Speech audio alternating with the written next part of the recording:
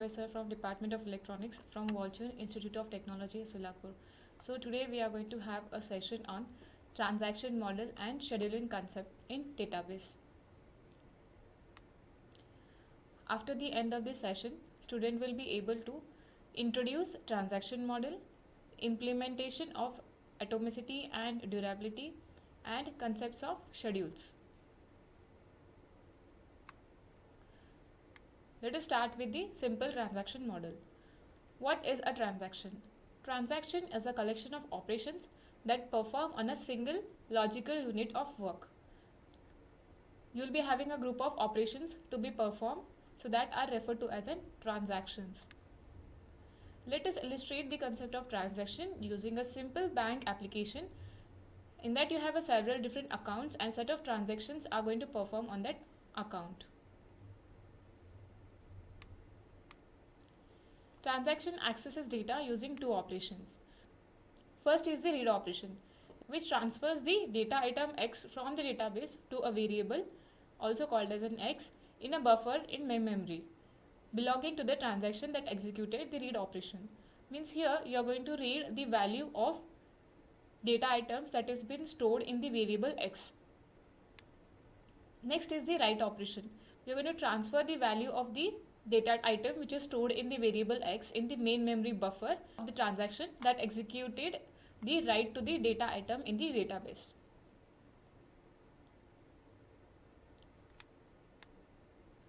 Let TI be a transaction that transfers $50 from account A to account B.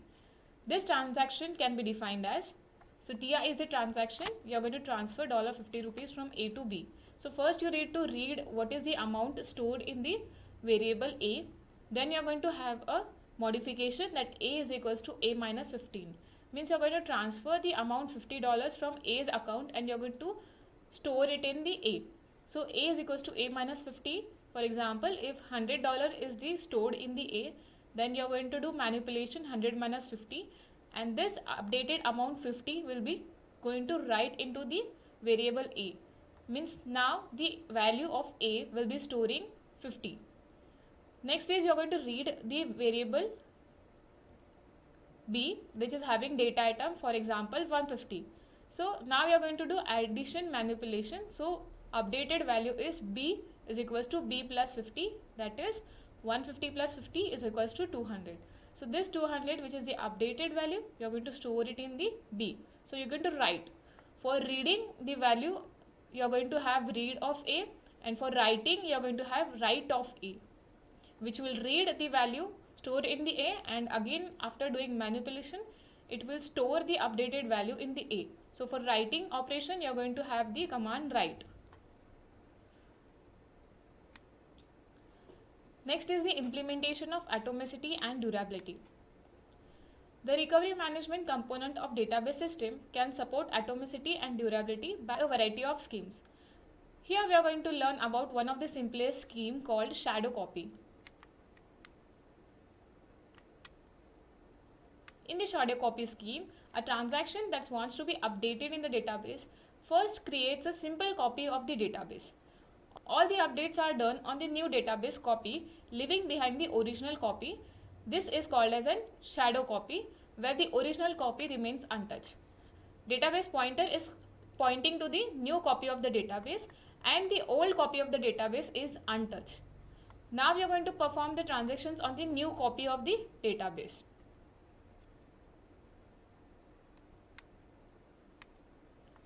If the transaction completes, it is committed as follows.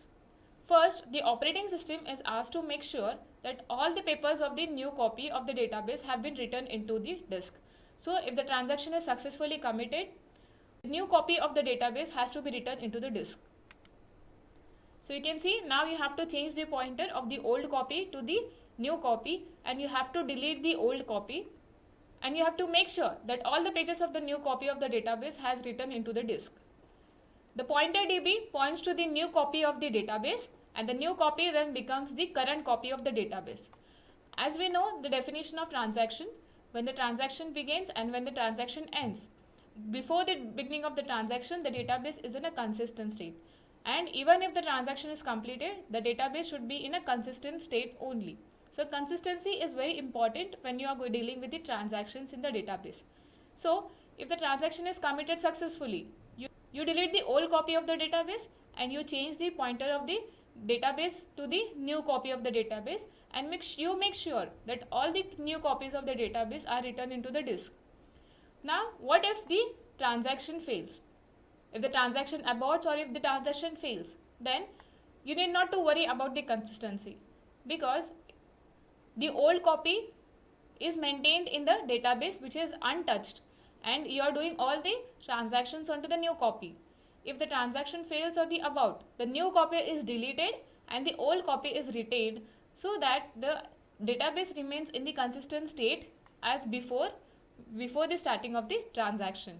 So this is how you implement atomicity and durability during the transactions. Next is the schedules. Schedules, as the name suggests, is a process of lining the transactions and executing them one by one. So you are having number of transactions, and scheduling is that you are going to line the transactions and you are going to execute it one by one. When there are multiple transactions running in a concurrent manner, the order of operation is needed to set so that the operation do not overlap with each other. You know that IRCT, for example, number of transactions are performing in a minute or in a second. So there are n number of transactions. So when there are n number of transactions running, the transaction should not overlap with each other.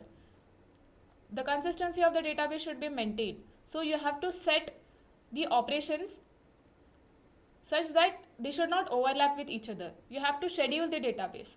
So there are two types of schedules in the database. First is the serial schedule and second is the non-serial schedule. Let us go see with the serial schedule first. In serial schedule, all the transactions execute serially one after the another. If there are n number of transactions, you have to set the transactions in a serial manner. When one transaction executes, no other transaction is allowed to execute.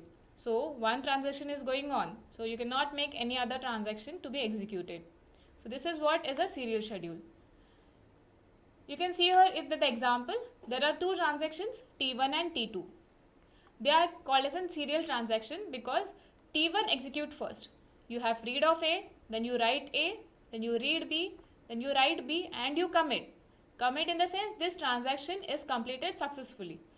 After successfully committing of T1, the T2 transaction starts. So T1 completes its execution, then T2 execution start, and you have R of A, write of B and commit. So this is a serial transaction.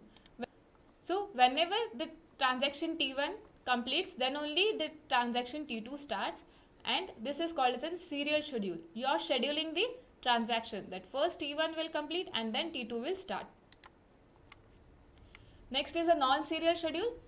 Multiple transactions execute concurrently in a non-serial schedule. Operations of the transactions are interleaved or mixed with each other.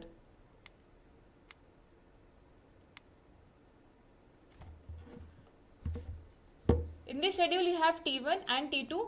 You can see here that there is a interleaving of the schedules. First you have R of A, then you have W of write of B, then you have R of A of second transaction. Means here in the schedule the two transactions are executing concurrently.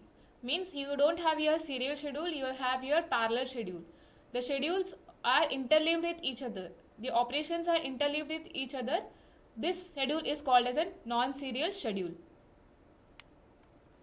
Example of this, first you read A, you do manipulation in the transaction T1, then your transaction T2 starts, you read A, you manipulate it, you write it, you read B, and then the T1, again you have write A, read B and everything. So all this means all the transactions are continuously going on, they are concurrent in nature. So you can say they are parallel in nature. So these are called as a non-serial schedule. Think and write. In which scheme duplicate copy of database is generated?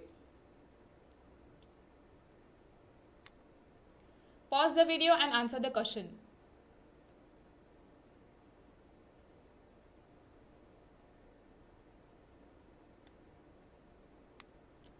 Answer is in shadow copy scheme. transaction that wants to update the database first creates a copy of the database. References are taken from Database Concepts by Korth and Fundamentals of Database System by Ramesh Imasi and Shamkamdeep Naute.